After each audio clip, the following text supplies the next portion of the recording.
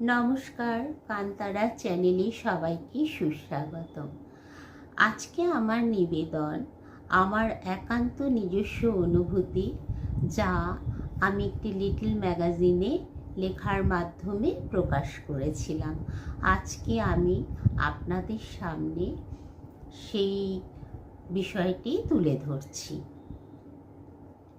আমি কিছুদিন আগে বন্ধুত্ব নিয়ে কিছু কথা বলেছিলাম এবং এই কথাও বলেছিলাম জীবনের নানা সময় বন্ধুত্বের রং বা বন্ধুত্বের পরিভাষারও পরিবর্তন হয়। এখানে আমি আমার সেই লেখাটি তুলে ধরছি। আমাদের জীবনে চলার পথে একজন বিশ্বস্ত বন্ধুর খুবই প্রয়োজন। বন্ধু আর বিশ্বাস এ দুটি শব্দ একে অপরের সাথে অঙ্গাঙ্গিভাবে জড়িত, বা বলা যেতে পারে সমার্থক শব্দ। আমাদের জীবনে চলার পথ সবসময় মসৃণ হয় না, বরঞ্চ বলা যেতে পারে কণ্টকাকীর্ণ বা বন্ধুর হয়।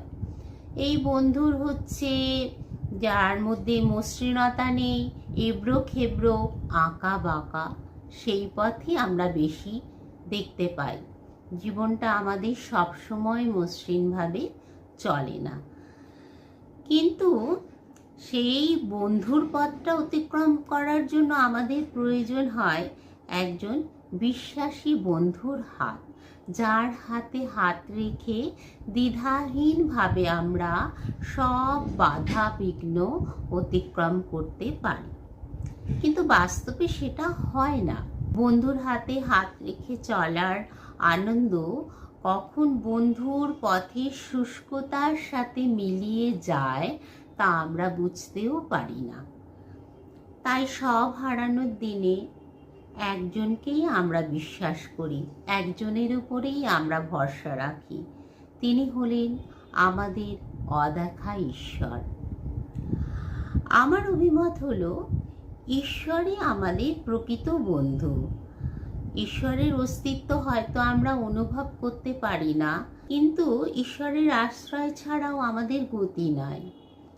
যখন আমরা সবচেয়ে কঠিন মুহূর্তের মধ্যে দিয়ে যাই, তখন ঈশ্বরের কাছেই আমরা আমাদের সেই কঠিন সময় যাপনের কষ্টের কথা ব্যক্ত করি।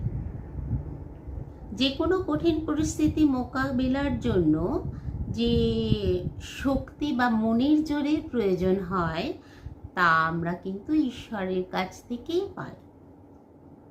তাই এই ঈশ্বরের অস্তিত্বের অনুভব আমি রবীন্দ্রনাথের কয়েকটি লাইনের মাধ্যমে আপনাদের কাছে প্রকাশ করছি। প্রভু আমার প্রিয়, আমার পরম ধন হে, চিরপথের সঙ্গী আমার, চিরজীবন